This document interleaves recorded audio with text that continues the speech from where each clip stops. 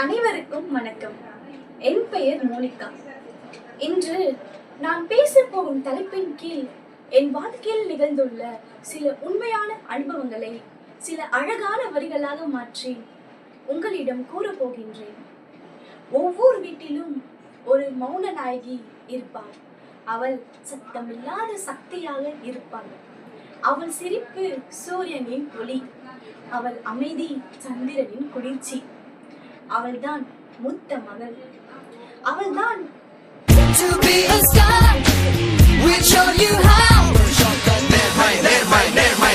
மூத்த மகள் என்பது ஒரு சாதாரண பெயர் அல்ல. அது ஒரு பொறுப்பு, அது ஒரு பெருமை. சிறு வயதிலேயே அவள் பெரியவள் என்று அழைக்கப்படுகிறாள். அந்த அழைப்போடு அவள் வாழ்க்கையும் மாறுகிறது.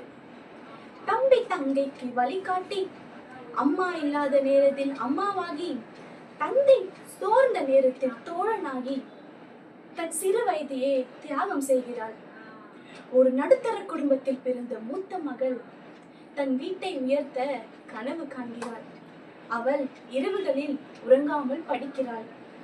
படித்து முடித்த பிறகு வேலை செல்கிறாள். வேலை சென்றவுடன் அவள் சம்பாதிக்கும் அந்த ஒவ்வொரு ரூபாயும் அவள் சுயநலத்துக்காக அல்ல, தந்தையின் கடனை அடைப்பதற்கும், தம்பி தங்கைக்கு கல்வி தருவதற்கும், அம்மாவின் கையை ஓய்வூட்டுவதற்கும் தானே. பிறகு திருமணமானதும் அவள் மனம் இரு வீடாக பிளக்கப்படுகிறது. ஒரு பக்கம் புகுந்த வீடு, மற்றொரு பக்கம் பிறந்த வீடு. அவள் தாய்க்கு நினைவாகவும் மாமியாருக்கு மருமகளாகவும் மாறுகிறாள். அவள் தாய்க்கு மகளாகவும், தம்பி தங்கைக்கு வழிகாட்டி, கணவனுக்கு துணையாகி, சமூகத்திற்கு ஒரு நல்ல சக்தியாகி தன் சிறு வயதையே தியாகம் செய்துவிட்டு செல்கிறாள். என் வார்த்தை முடிந்தாலும் மூத்த மகளின் தியாகம் முடிவதில்லை. அவள் கதை பேசப்படாமலே இதயத்தில் இடம் பிடிக்கிறாள். அவளை போல் நானும் ஒரு மூத்த மகள்தான்.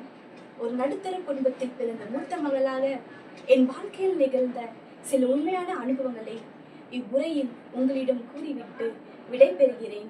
இப்படிக்கு வேவ் ஆரோவுக்கு இந்த ஆப்பர்ச்சுனிட்டி கொடுத்ததற்கு ரொம்ப நன்றி.